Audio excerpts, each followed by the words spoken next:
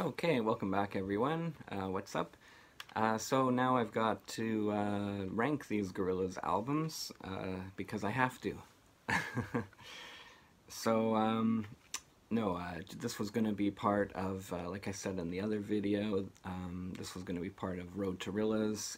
Anyway, Song Machine is out now, so I'm a few days late, but I thought I would do it anyway. I thought it would be fun, and I haven't done the ranking videos in a while. I do them this way instead of the tier videos that a lot of people are doing. Those are really popular right now because I am just like a big fan of of ranking over tier lists, and I think that my tier lists would be a little bit boring because I'm so into a lot of these groups that I don't give them a pass, but I would rank them all higher than most people, and you wouldn't have too many groups getting C, D, is there E, and definitely F, and there wouldn't be that. It's kind of fun when people are more critical and things fall into F and that, but if I'm doing these groups I really love, like it would be all S rank, A rank, and B rank, and it wouldn't be really that interesting. So I like these Andy ranks, these countdown videos a little bit more, so that's why I've been doing it this way. If you know, things change, I could see doing tier videos, but I'm gonna do it like this for now. So first up, starting from the bottom, we have the G-side set, and yes, I'm including B-side compilations.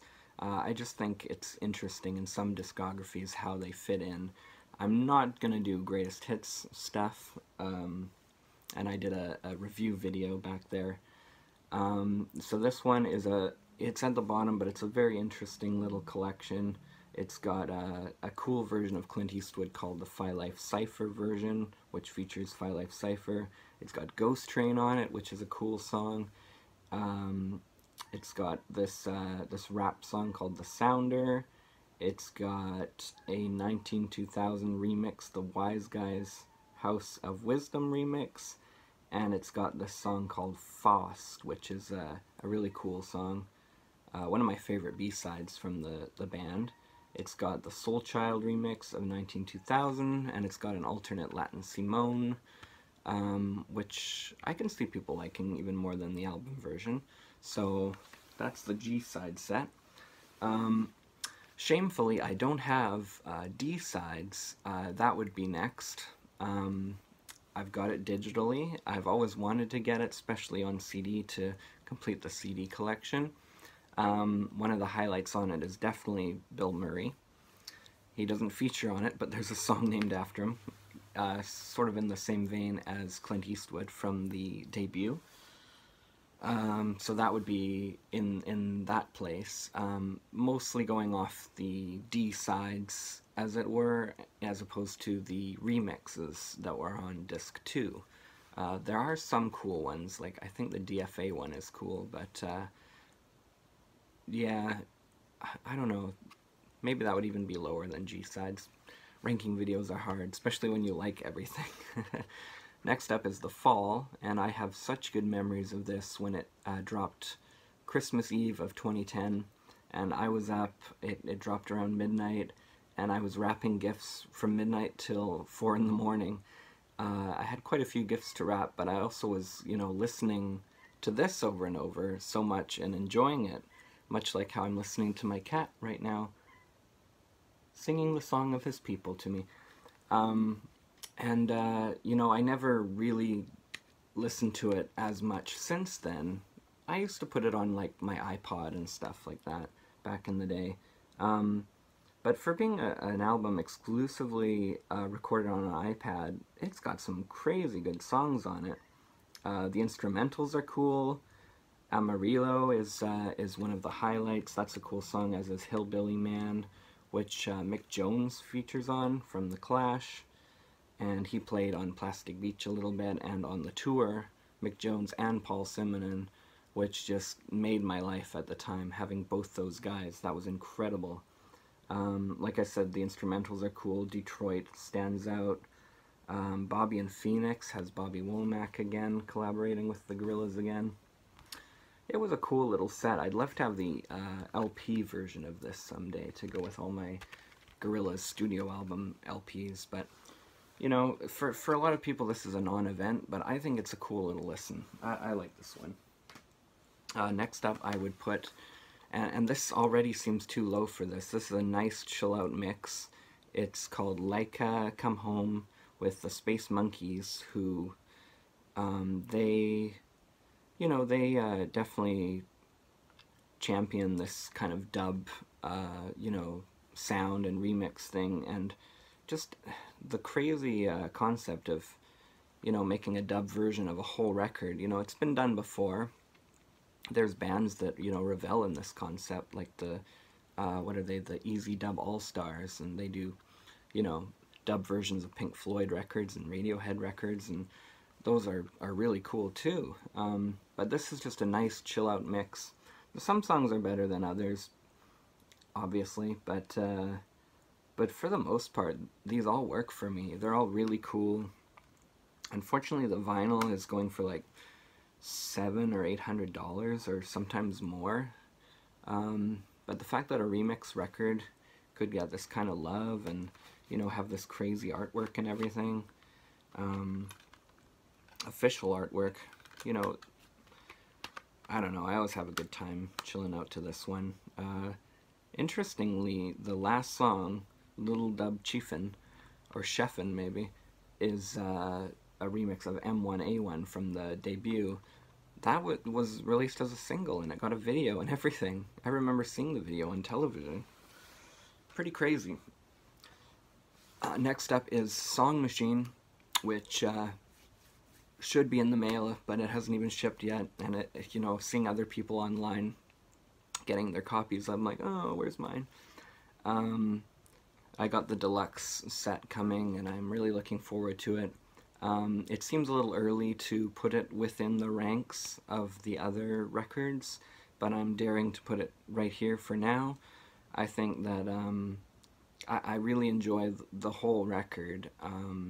I would say two of the songs off it are five-star tunes, and in my eyes, it's right up against the Now Now as to which one is the better record.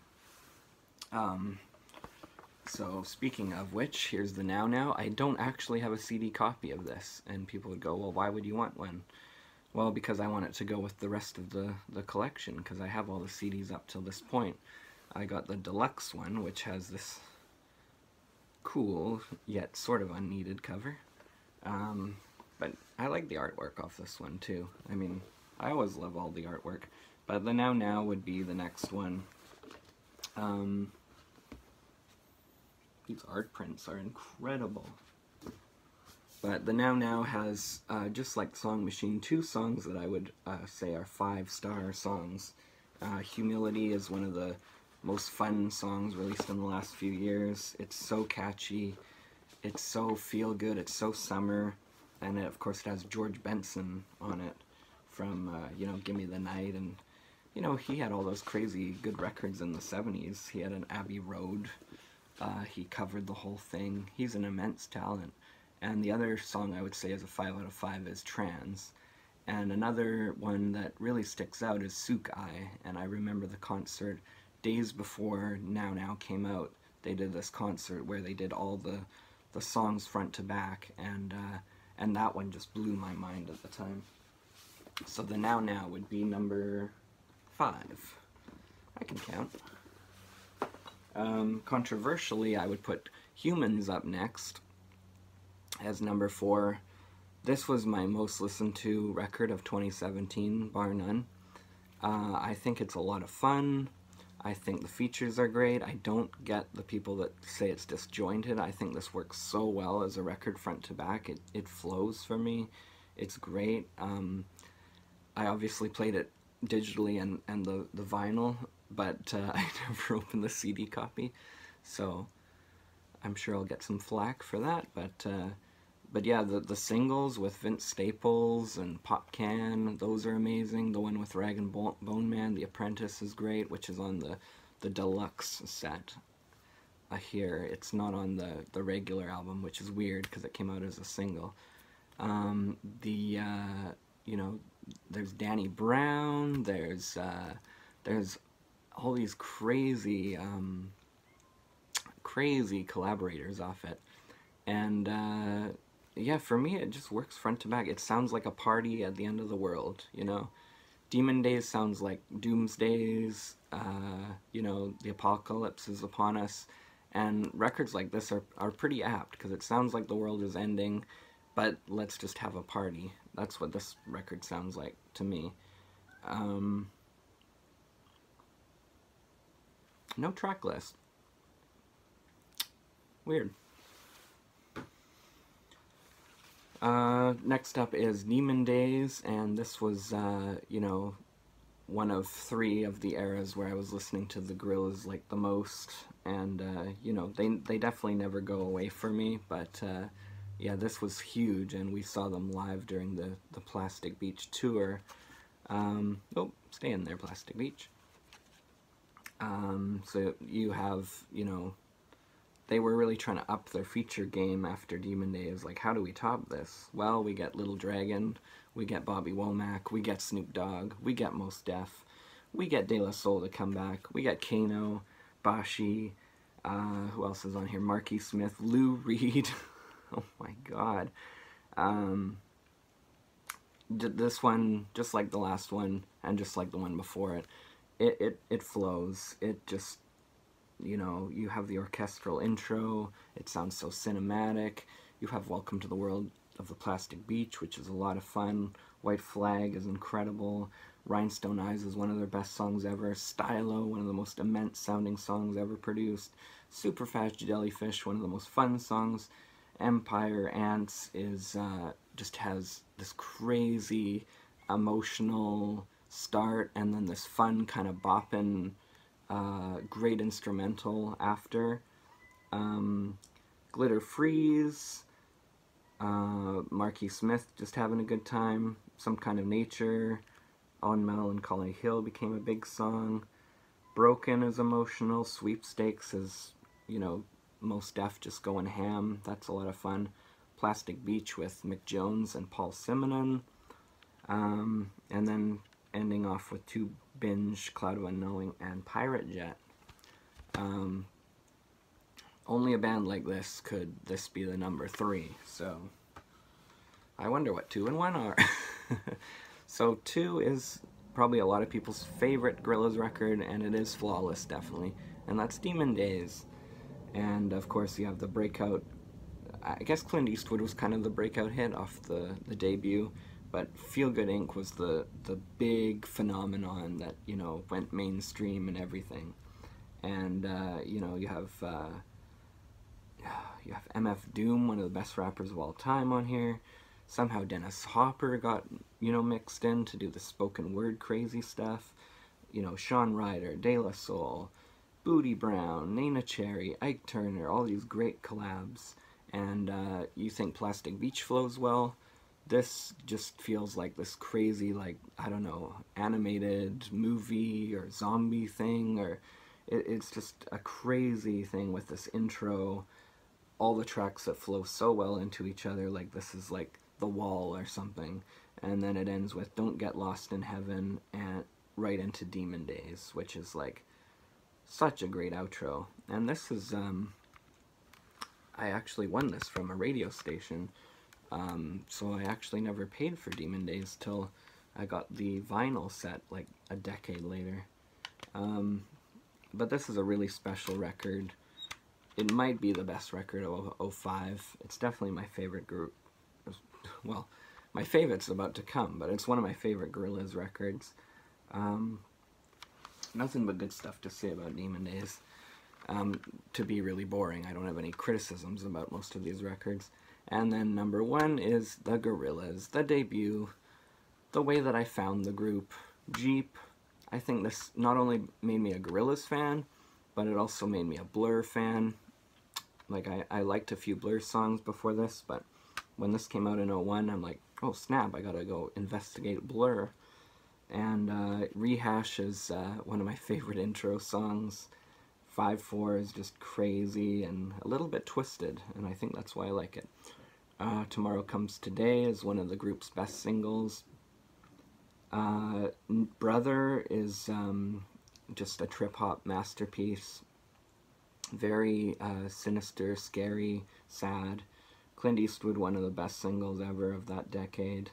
Man Research, which is an acquired taste, and I remember when I got this, I was 13 or 14, and I'm going, I don't know. But I love that song now. Punk, which is this funny little punk tune, interestingly enough. It's kind of like a cleanser, or like a transition almost. Then you go into Soundcheck Gravity, which is almost an instrumental, but you have a two. Okay, getting back into it here.